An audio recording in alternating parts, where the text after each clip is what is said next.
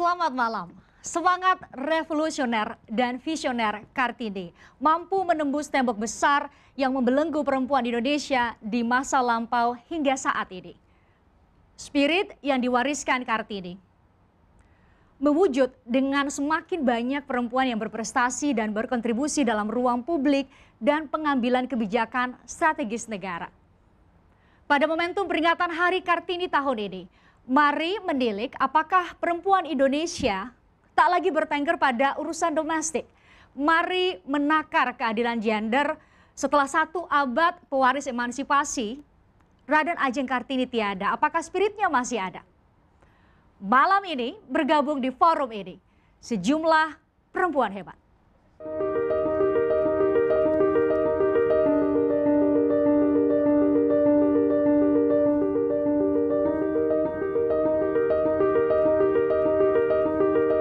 Perempuan hebat pertama, Grand Master Internasional perempuan pertama di Indonesia, Iren Karisma Sukandar.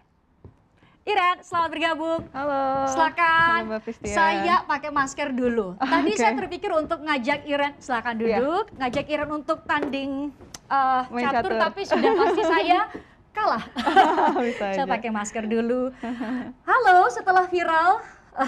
Halo, Mbak Setelah Pristia. viral, tapi kita nggak akan bahas hanya sekedar viral seorang sosok Iren, tapi perjalanan Iren. Kalau dibaca ternyata Iren itu main caturnya sejak masih umur 7 tahun. Kenapa tertarik?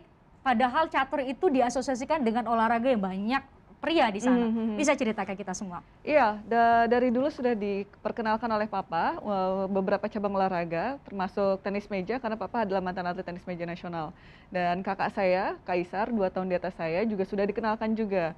Nah, setelah berganti-ganti cabang olahraga, kita akhirnya stop di catur, ya, maksudnya kita mau memantapkan pilihan kita di catur. Demikian juga kakak saya pun juga menjadi seorang pecatur dan adik saya, jadi kita semua sekeluarga satu pecatur. Waktu itu umur masih 7 tahun. Umur 7 tahun. Apa paling banyak bisa cerita? Paling banyak kan yang tertarik itu betul pria ya, cowok Betul, ya. ya. Jadi bagaimana perasaannya? Ada dua hal. Perempuan, lawannya paling banyak cowok. Pilihan olahraganya paling banyak cowok.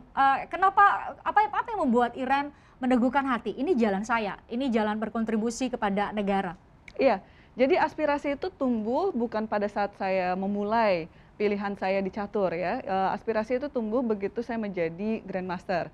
Jadi waktu awal-awal memantapkan pilihan di catur, saya tidak terbayang bahwa ini memang olahraga yang didominasi oleh pria. Dan mungkin karena hal tersebutlah yang memacu kedua orang tua saya untuk lebih bermotivasi lagi untuk memajukan saya di catur. Karena waktu itu tidak ada di Indonesia yang bergelar Grandmaster wanita. Jadi ini adalah salah satu motivasi yang dimana, oke, ini memang olahraga yang didominasi pria, mari kita semarakan percaturan di perempuan Indonesia. Oke. Tadi cerita awal-awal latihan sama ayah. Yep. Oke. Latihan dengan ayah, awal-awal kalah dong dari ayah. Otomatis. Di ya. umur berapa atau di usia berapa kemudian atau sekarang sudah bisa mengalahkan ayah? Oh, sudah pasti.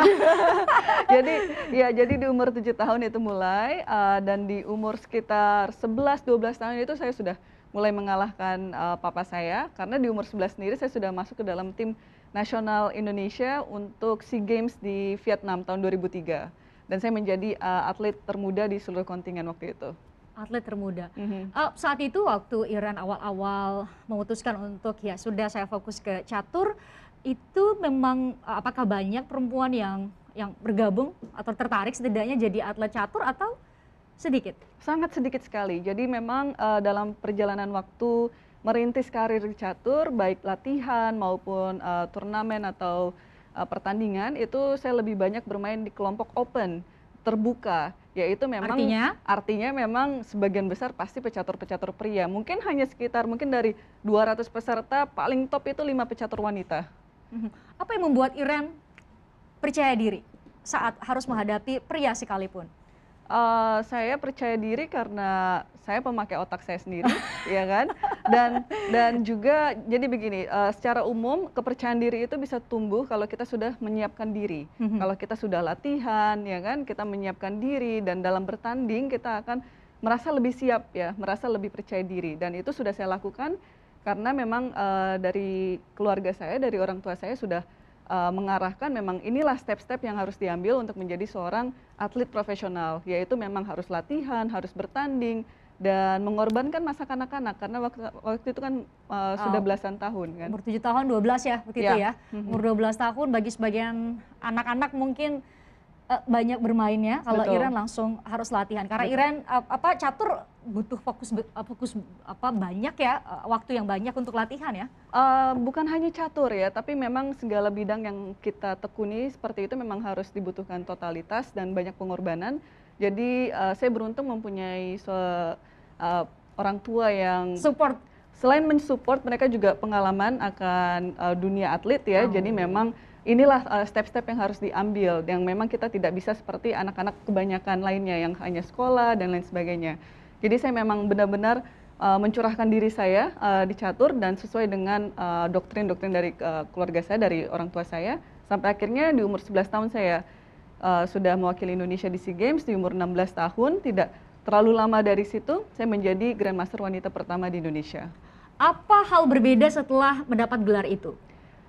Perbedaannya terjadi bukan hanya di diri saya sendiri, tapi juga di dunia catur Indonesia pada umumnya, terutama di perempuan, yang dimana pada saat itu puji Tuhan saya bisa menjadi pionir banyaknya atlet-atlet junior, ya, atlet-atlet junior terutama perempuan yang sebelumnya tidak kita lihat sebelumnya.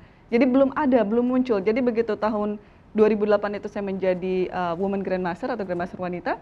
Nah setelah itu bertahun-tahun itu makin banyak lagi junior-junior putri, dan itu sangat membuat hati saya senang. Hingga saat ini pun, sekarang ini dalam beberapa tahun terakhir justru prestasi di putri lah yang lebih menonjol untuk percaturan Indonesia. Wah, jadi itu bukan hanya sekadar kemenangan dari seorang Iren, tapi kemenangan perempuan begitu. Jadi orang kalau lihat Iren berpikirnya ya berarti semua perempuan punya peluang untuk menjadi seorang Grandmaster. Apapun pilihan fokus dalam hidupnya. Betul. Itu yang mau Iren sampaikan. Betul, karena memang inilah aspirasi saya semenjak menjadi Women Grandmaster. Saya bukan hanya ingin memajukan diri saya sendiri, tapi percaturan perempuan di Indonesia pada umumnya. Karena saya rasa banyak sekali potensi-potensi perempuan kita yang belum terlalu dieksplor. Dan ini yang itu kenapa belum terlalu dieksplor? Belum ada kesempatan, tidak ada kemauan, atau faktor apa yang paling dominan menurut Iren? Karena memang sekali lagi catur kan memang olahraga didominasi identik ya didominasi oleh pria. Jadi kesempatan-kesempatan itu memang saya rasa disesuaikan dengan animo kemauan dari masyarakat caturnya sendiri. Berhubung secara kuantitas perempuan itu sangat minim ya kan, otomatis dari pihak sponsor, dari pihak penyelenggara ataupun nomor-nomor pertandingan yang ada itu mengesampingkan nomor-nomor perempuan.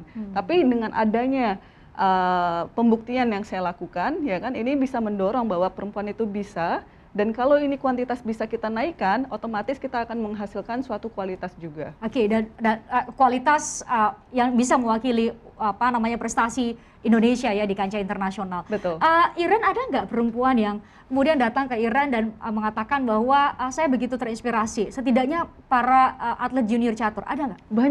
Banyak sekali, dan ini apa ya, membuat hati saya hangat ya. Jadi kalau saya sempat ada di pertandingan-pertandingan dan banyak atlet junior, mereka Kak Iren foto, Kak Iren gitu kan. Saya ngefans banget sama Kak Iren, saya main catur gara-gara Kak Iren. Lalu itu bermakna sangat itu bermakna sekali ya. Itu apa ya maksudnya? Beda dengan pujian-pujian yang biasa saya terima ya kan. Dan langsung kepada sosok penggeraknya sendiri itu yang saya rasa itu sangat wah. Dan inilah yang terus memotivasi saya untuk terus berkarya di catur. Jadi bukan hanya stop sampai di sini, tapi terus-terusan sampai mentok ya, sampai maksimumnya nanti. Karena saya rasa itu tadi, saya sebagai penggerak catur bukan hanya prestasi di caturnya sendiri yang harus saya fokuskan, tapi hal-hal seperti inilah ya, hal-hal seperti ini, yaitu menjadi dutanya ya, menjadi ambasadornya dari caturnya sendiri, supaya olahraga ini lebih dikenal luas di semua kalangan masyarakat. Ini tidak salah kalau kita menyematkan Iren ini sebagai Kartini masa kini, karena pemikirannya tidak hanya juara sebagai diri sendiri sebagai seorang Iren, tapi juga mengajak lebih banyak lagi perempuan untuk berprestasi. Betul. Tidak hanya Iren, nanti kita akan berbincang dengan satu Kartini masa kini lagi, bergabung dari timur Indonesia. Makanya karena nggak bisa hadir di Jakarta, di Senayan, di kantor TVRI, di studio Forum Christian, kita bergabung melalui sambungan Zoom. Tapi kita harus jeda sesaat lagi, saudara, di Forum Christian.